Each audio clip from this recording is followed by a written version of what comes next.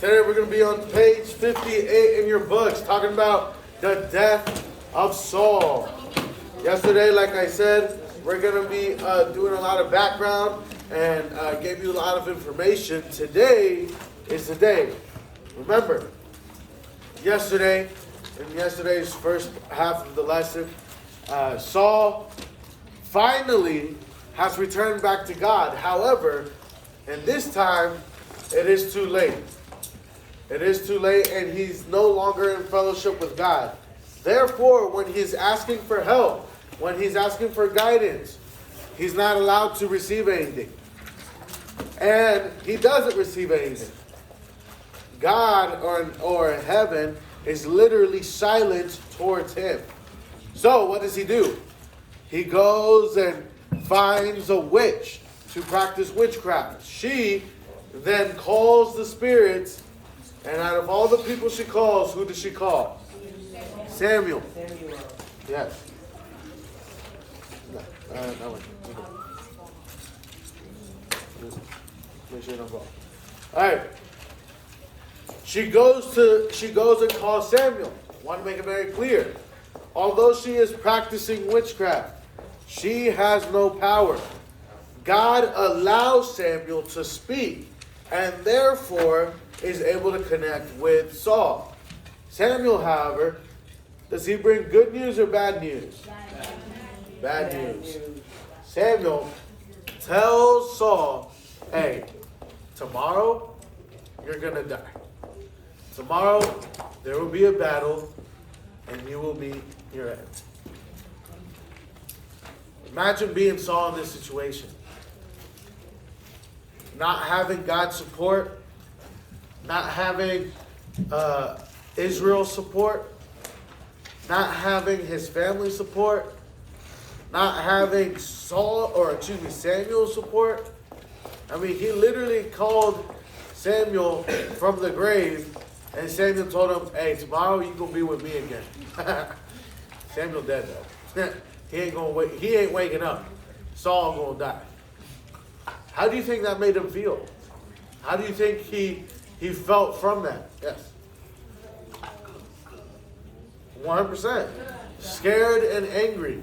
Absolutely just losing his mind. Imagine knowing that tomorrow would be your last day. Saul couldn't do anything about it. Even though he surrounded himself with his soldiers and he surrounded himself with his sons who are all soldiers, right? In this time and age, everyone had to be a soldier or their land would be taken from them. These weren't weak men, but God told him, God showed him through Samuel, his time was come. So today, we're going to be talking about that story. Saul, Jonathan, and two other sons died in this battle with the Philistines. Saul, already wounded, fell on his sword. We talked about this. Why do you think not just Saul? Saul, like, at this point, we're all kind of like, yeah, he had it coming. Well, why do you think God allowed his sons to die as well? Yes. Because he told him that his kingdom ends with him. 100%. His kingship would end with him. His son. Because sometimes people's troubles come. Good. I like that. I love that I basically said, sometimes, not every time, but a lot of times, your sin affects others, not just yourself. I would like for you to write that down. Your sin affects others, not just yourself. The Bible talks about being a distraction or being a stumbling block. What that means is you may not be doing something on purpose to get someone in trouble. However, due to the influence you have, the distraction you are, you become a stumbling block. And therefore, sometimes someone says, oh, you know what? So-and-so did this, so that means I can do this. Oh, if they didn't get in trouble or they got away with it, I get to do this. How many of you have experienced that situation? Your parents are talking to you and they say, hey, cut it out because like your younger siblings are looking at you. And you're like, what? No, they're not looking at me. They don't care about me. Yes, they do. Your parents, your siblings, your friends, they're always looking for you and at you. You have to realize sometimes sin not just affects yourself, but those around you. Yes. Ask your friend. I don't know. At this point in the Bible or in the story, Saul was already wounded. Enemy troops are headed towards him. Instead of being killed by an enemy troop, by an enemy soldier, he decided to lay his sword down and fall on it, ending his life. Yes. Yes. So basically suicide, right? Yes. The Philistines cut off Saul's head and hung his body in the house of their idols. They gloated over their good news of Saul's defeat. The loyal men of Jabesh Gilead rescued the bodies of Saul and his sons, burned them, and buried them in Jabesh Gilead, or in Jabesh. What a tragic end for a man who chose to please himself instead of God. Hey, just write it down. Don't tell me. This was all because at the end of the day, Saul decided to enact his own will, which separated him from God, and therefore received the consequences that he did. Yes.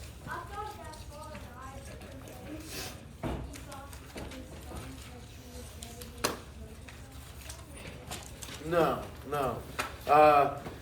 He did kill himself, and he probably did see his sons die, but it wasn't just for that reason.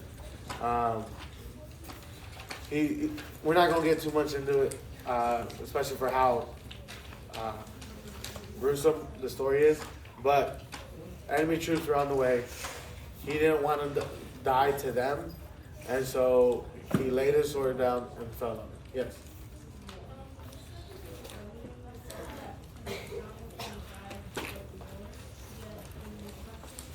Jonathan died before?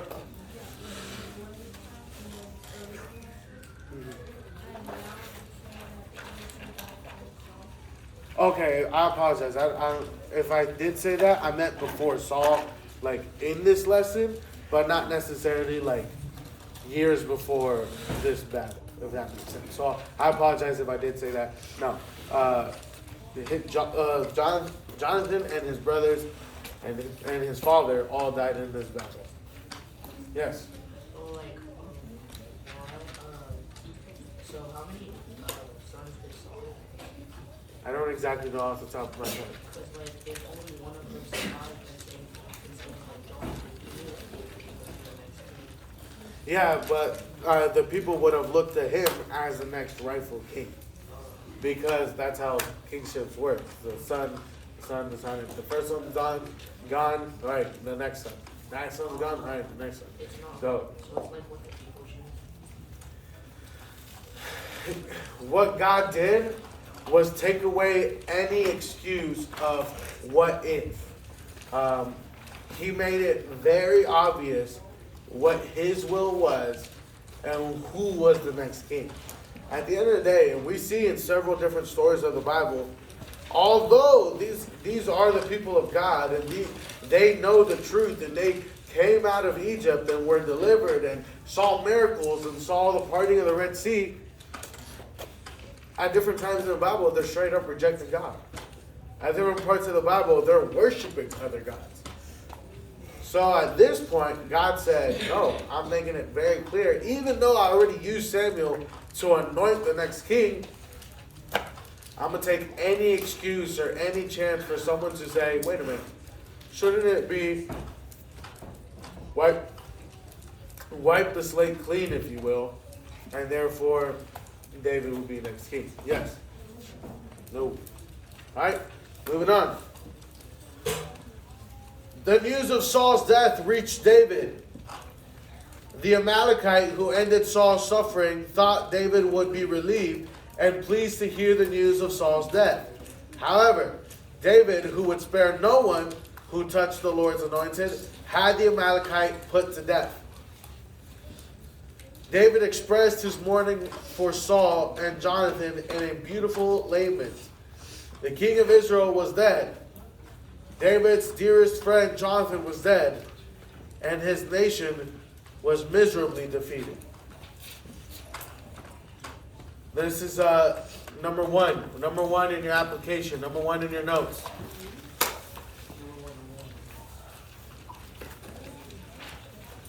David was out of fellowship with God.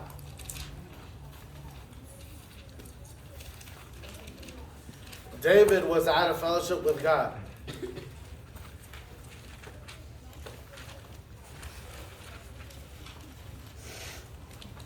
As Christians, we cannot be in fellowship with God and at the same time pattern our lives after the world. Students, God has called us to be separate from the world, to be different. You and I cannot follow God and then somehow reflect the world. That just doesn't work. If you and I are to influence, and you and I are to share the gospel of Christ, you and I need to be different. Our testimony needs to reflect Christ. And yes, that's fine. Needs to reflect Christ, and people need to say, and to be able to notice and say, hey, that guy, that girl, that boy, that woman, whatever the situation is, that person is different. That person has something inside them. And guess what? I want that. There's something different about them. It's not right for us as Christians to be living a double-sided life, if you will, where, I'm only one way at church. And I sing the hymns at church. But then outside in your home or out in the world, you are actively slandering the name of God. Well, you say, Pastor Eric, I'm not doing that. I don't disrespect God. Okay, I'm glad you don't disrespect God. But if your actions don't prove His love or don't push people towards Him, then what are we doing? Why are we on this earth? We have been called to live a separate and different life for the sake of the gospel. I have said this several times in youth group. Sometimes you will be the best version of the Bible or the best version of Christ someone sees. As well as sometimes you will be the reason someone leaves God. Will be the reason someone says, you know what, I'm done with God. What does your life say? Does it push people towards Christ or does it push them away? And that person says, that kid's a Christian or that teacher's a Christian? Yeah, I'm good. I don't want that. How can we, this is a question, how can we push others towards Christ? And I'm not talking physically and I'm not talking forcefully, but how can our life, how can our testimony push others towards Christ? Please stop. Ready? Go.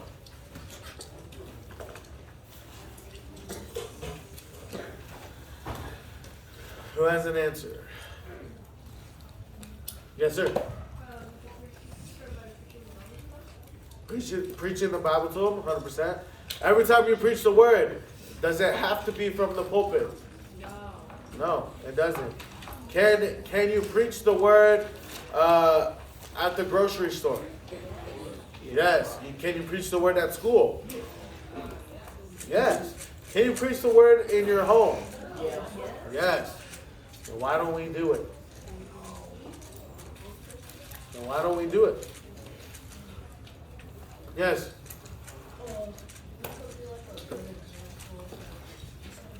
How can we be a good example? Like, if we're like kind to people and we actively like help other people to maybe like, Yeah, absolutely. He said being kind to people and actively trying to help them, right? Yeah. Good.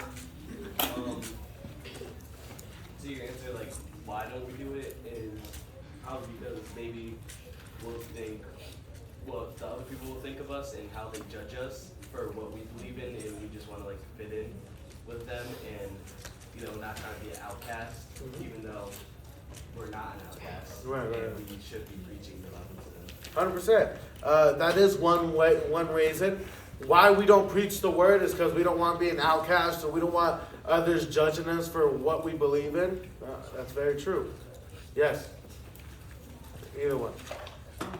because you could like go over to someone's house and just like someone who's struggling and just like help them out with a chore or like babysit or something like that, just like to help them with like an encouragement. 100%. Encourage that person, right?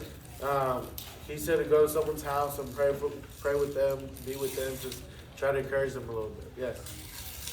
Was there one over here? No? Yes. You bring up God in your conversation. Bring up God in your conversation. Hey, let me tell you something. If you are having a conversation and then you actively ask, hey guys, what would God say about our conversation right now? Or would God like our conversation right now? Guess what? If the conversation then gets awkward, or your friends then get annoyed, that's probably an answer. Oh, you probably shouldn't be talking about that. Oh, you should probably stop talking about whatever you're talking about. You understand what I'm saying?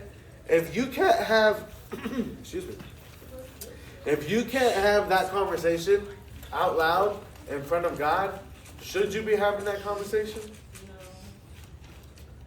It's a good principle to live by. I agree. Yes. No. All right. Number 2. This is a little bit of what we were talking about already. Number 2 is a question. So let me tell you the question. Here it is. Do others know that we are Christians? Do others know that we are Christians by our actions and our appearance?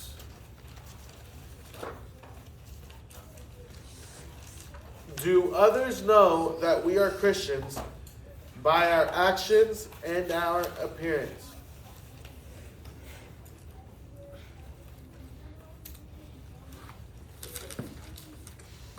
Yes. Is Christians Yes. Christians is with capital C. Yes.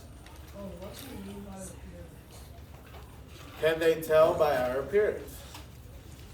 A lot of times, let's be honest, depending on what a person is wearing, not necessarily do you judge them as a person, but do you start making some assumptions?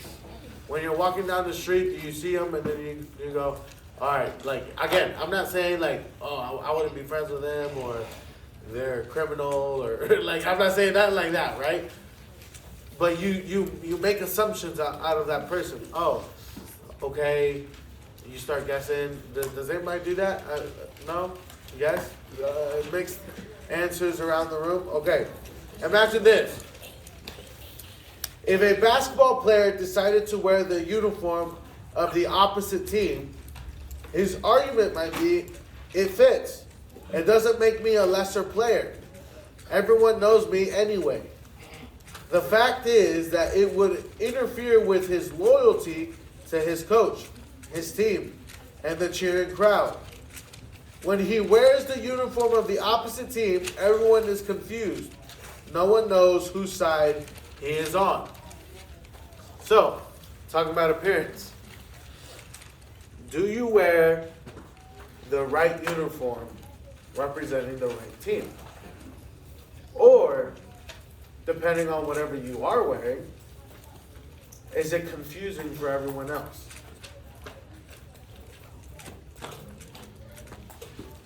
Evaluate. Think about it. Are you confusing people because your words and what you say and preach and teach says, "Oh, I'm a Christian. I believe in God." But then what you actively do, the uniform you put on, confuses everything. What does that say about you? Lastly, number 3.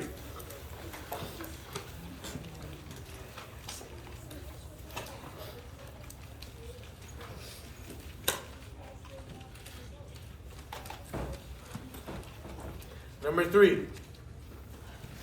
If we are Christians, we need to make it. If we are Christians, we need to make it unmistakable. UNMISTAKABLE. Unmistakable to everyone.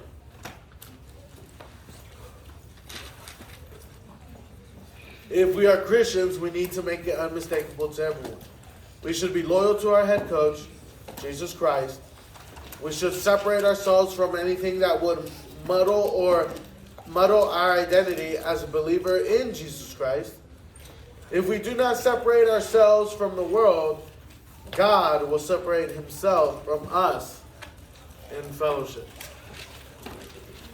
Are you actively in fellowship with Christ, or are you actively rejecting him?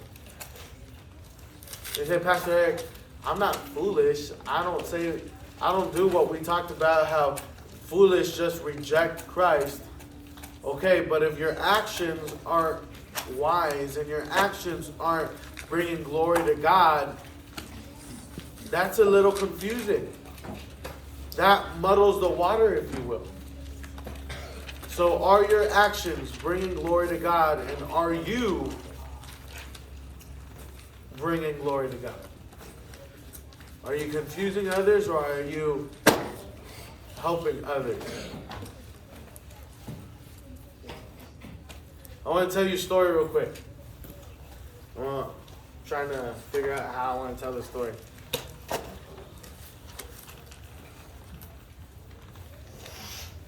When I was in 9th grade, when I was in 9th, 10th grade, something like that,